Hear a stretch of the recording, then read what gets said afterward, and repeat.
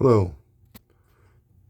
First off, glory to the universal God, source of all creation, and blessings to everybody in all the world, including the bad people. Now, today, I want to talk about the three illusions. These illusions are in place by greedy humans to keep the rest of us in check and basically slaves, and keep humanity from being the best it's supposed to be. The first one is the system of government. The way we have it set up, it's basically a pyramid scheme where there's always one person in the top. They're in control of everything, but they're not, because they're usually owned by somebody else. And that's the point. They get bought. They get corrupted easy, either by with something they did, or something they have over their head, or just pure greed and power lust. Now, this creates a problem. Why don't we have, a farmer in control of the farmers? I mean, if we were to remove that pyramid cap, because every system of government is a pyramid scheme, and just have the farmers in control of farmers, the doctors in control of doctors, have somebody come in for a year, give their best advice, the smartest person in the room, basically. That would create more of a circle, a round table of people that govern the rest of everybody else. And if somebody doesn't fit in and is basically starting to get corrupt, the penalties should be harsh for those people. They should serve long jail times. Or I don't approve of death sentences, but they should definitely be in jail for a long time, because they're in charge of hundreds of millions of lives, and they don't care. And if they don't care, they should be in jail. What the system would also have advantage for is more people could have access to it, because you have 1 year at a time, each person. So when you become the leader and you get to the top of your field, Environmental Protection Agency, somebody that knows the environment, somebody that's constantly on the field, those are the type of people you want in charge. You don't want somebody that only studies spreadsheets. What good is that going to come to? They look at numbers, not people's lives.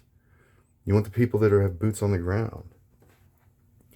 The second illusion, and a lot of people are going to get upset about this one, organized religion. Now, I'm not talking about your personal beliefs. I'm not talking about what God you believe in, even though, in my opinion, it's all the same God anyway. But this also has a pyramid scheme and has a gatekeeping ritual on every religion. They basically have control of the information that's old school. Like the Vatican has its hidden text that it won't show you. Oh, there's the Ethiopian Bible and the Book of Enoch. I highly doubt that's really what's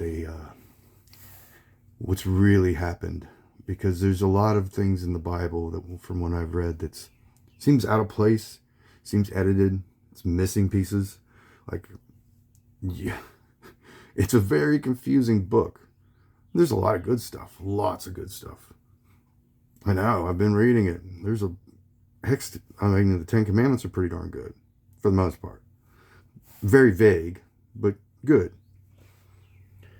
And what if organized religion was just, you believe what you believe, instead of having a building you have to go to, or a priest, or a guru you have to see.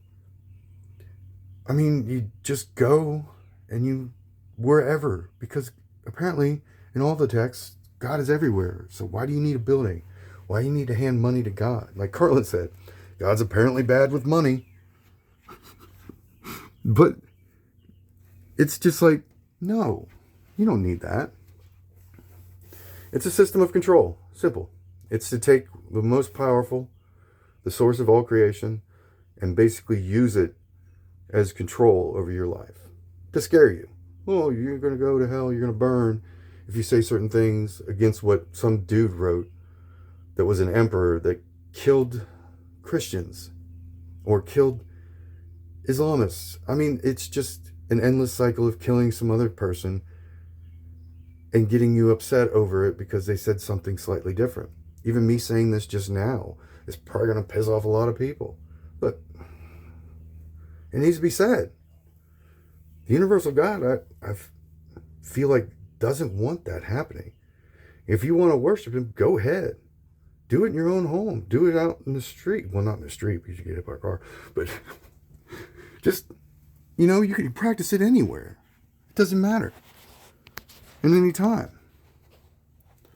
And I think this is what's really bogging down humanity too. And the third and the final illusion is money. You put one thing in place that can control what you eat, where you live, your warmth, the clothes on your back, how you're looked at. You don't even have to be a smart person. If you have a lot of money, people will think you're smart, and that's retarded. It's an illusion of control created by banking systems long ago, which was created by the other illusion of control, a government. And with these three illusions, they have total control of humanity. It's aggravating, to say the least. Why do we need money? You don't. We all don't. We have enough tech on this planet. We have enough ideas. We have enough people to come up with these ideas. And the whole fake scarcity thing, that's another thing. We can have up to 20 billion people living on this planet comfortably. But first, you'd have to take the 90% of the wealth that's in 1% of the hands away from them. And there lies the problem, because they control the governments. And the governments control most of your guns. And what they say goes. And that's a big problem too. Now, if you were to take money away, you would have a Star Trek-like future. You wouldn't need to fight for land or anything, because everybody would have their own home. Get this. You would wake up or be born, and from schooling, you would figure out, because we all figure out as a child, on what we love, what our passion is, what we're good at. Mine's pattern recognition. And I had a love of the stars and geology. But yours may be different. And everybody's good at something. And there's even people that love to farm, that love to take out trash. And even if you don't have that, you can have a robot do it. We live in these times where we can have this happen. And imagine, like, your schooling starts right in high school. So by the time you're in your 20s, you're already at the job you love. And it's no longer a job where you work back-breaking hours until you fall apart and are addicted to pain meds or alcohol or whatever else. You go and you live your life. You basically go to your passion and then just enjoy life with your hobbies. Bettering humanity. How hard is that to figure out? I mean, Roddenberry did it. He figured it out. And it's like, this can all happen, but everybody's afraid to fight these three illusions because of the repercussions. I know. I've felt them and I've dealt with them myself. People will retaliate against you. They'll call you a blasphemer. They'll call you crazy. They'll try to hurt you. They'll smear your name.